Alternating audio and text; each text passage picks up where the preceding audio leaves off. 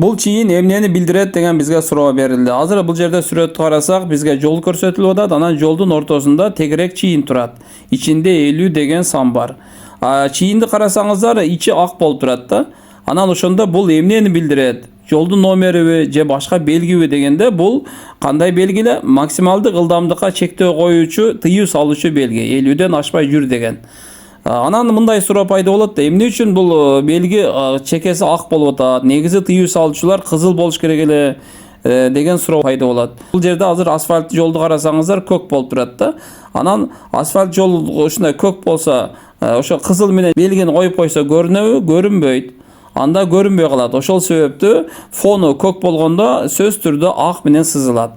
Бирок ушул ак 50ден ашпай жүр деген тыюу салуучу белги экенин билдирет да. Ошондо азыр сиздер 50ден ашпай жүрөсүңөр. Кайсы жооп тура болду? Ошондо экинчи. Жолдун ушул бөлүгүндө ылдамдыкты канчага чейин жогоруласа болорун көргөзөт да. Демек 50ге чейин жогоруласа болот, бирок 50ден ашканга болбойт экен. Ошондо экинчи жооп тура болду. Ушул жоопту белгилейбиз.